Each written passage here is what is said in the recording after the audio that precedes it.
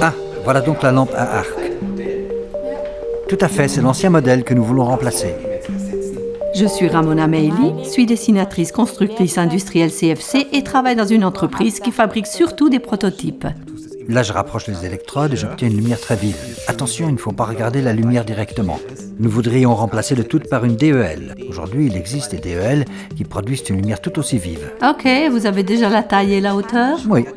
Le premier briefing sur un projet réunit toujours le chef de projet, le client et moi-même. Voici la DEL que nous avons choisie. Oui. Elle est suffisamment puissante. Ok.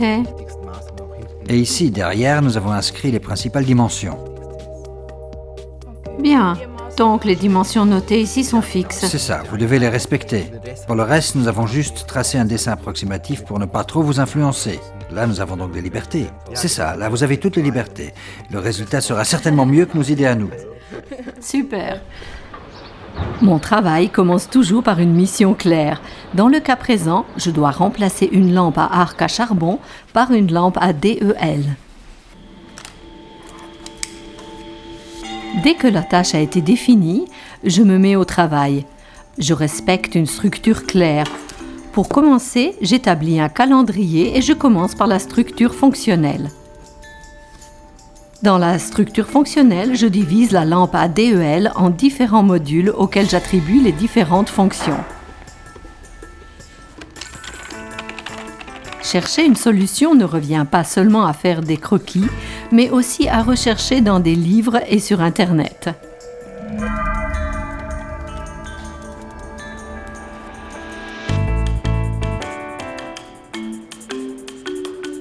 Hello, here's Ramona Meili from the ETH Zurich.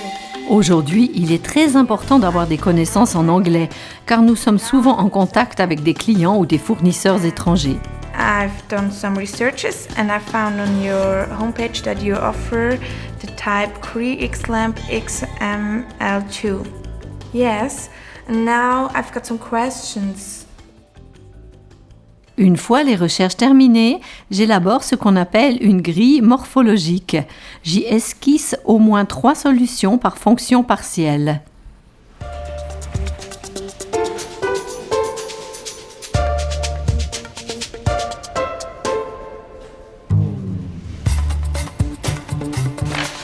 Je compare ces solutions entre elles et je leur mets une note en tenant compte des aspects techniques et économiques.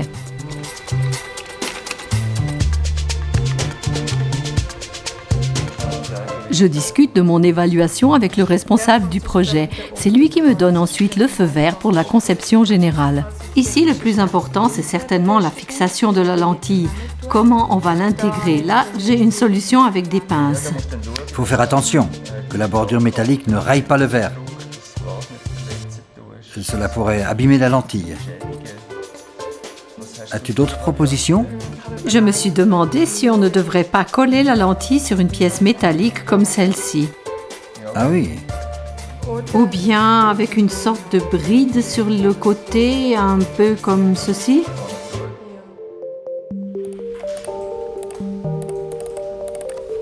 Pour la première ébauche, je me sers d'un logiciel CAO et je crée un modèle en 3 dimensions.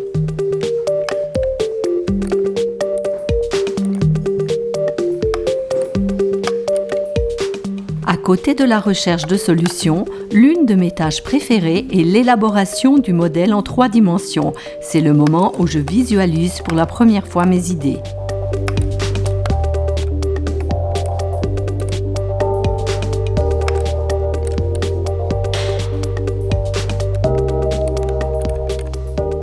Dans ce métier, le travail d'équipe est très important. Je travaille souvent avec des constructeurs d'appareils industriels, des automaticiens, des électroniciens ou des polymécaniciens. Dans le cas présent, j'ai une question précise concernant la fabrication et j'ai besoin du conseil d'un polymécanicien. Et pour le tube, j'ai aussi une question. Ici, il y a un grand trou et ici aussi. C'est facile à réaliser ? Supposons qu'on le place dans un étau, il faudrait introduire une contre-goupille pour ne pas écraser une partie du tube au moment du serrage. Quelle taille fait le tube? Diamètre extérieur 120, diamètre du trou 81. Ça devrait marcher. Ça devrait donc aller. Tout se démonte par l'écrou central. On enlève le couvercle et la queue. Le connecteur du circuit imprimé est-il bien accessible? Pour ça, il devra encore faire un test dès que l'électronicienne lui aura transmis la carte. Bien, donc il ajustera encore cela. Chaque étape importante doit être validée par le chef de projet.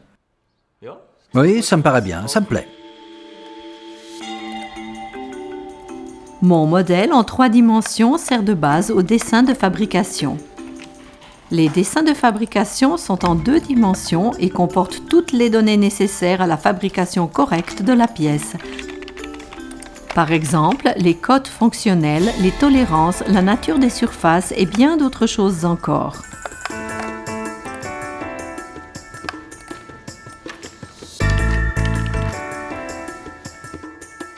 Ce qui me stimule particulièrement dans mon métier, c'est la coordination des différentes étapes de mon travail, la prise en compte de toutes les directives du client, du calendrier, du budget, etc.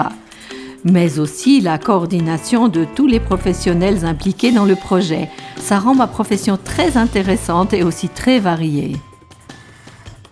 As-tu effectué un premier contrôle de l'ensemble? Oui, c'est fait. Le matériel, pas de problème? Tout va bien. Alors c'est en ordre. Ça a l'air de convenir. Je pense qu'on peut lancer la fabrication. Une fois que le chef de projet et moi-même avons contrôlé les dessins, je les transmets au polymécanicien à l'atelier. Salut Ramona. Salut Francisco. Je t'apporte les dessins du projet dont nous avons récemment parlé. Oui. Encore une petite chose. Tu vois les 4 trous ici? Ils sont relativement proches de la paroi. Fais juste un peu attention au moment du filetage. Ça marche, aucun problème. Merci.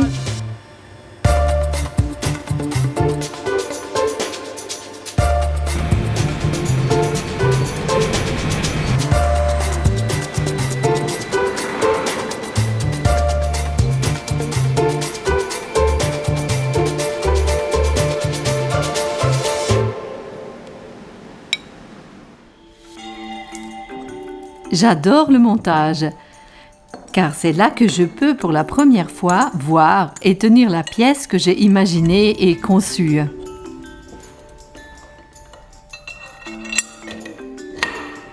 J'ai choisi ce métier parce que j'ai toujours aimé le dessin technique et parce que, petite déjà, je posais plein de questions. Je voulais toujours savoir comment les choses fonctionnent. Voyons les modifications dont nous avions parlé. Tu les as toutes prises en compte? Oui, je fais. Je voudrais que le client y jette un œil. Il donnera ensuite le feu vert pour la fabrication de la petite série. La documentation est un aspect important de mon travail. Je consigne par écrit toutes les étapes de la production. Pour mon avenir professionnel, je sais que je veux faire des études. J'ai une maturité professionnelle. Je n'ai pas encore choisi de filière. En tout cas, j'ai plein de possibilités.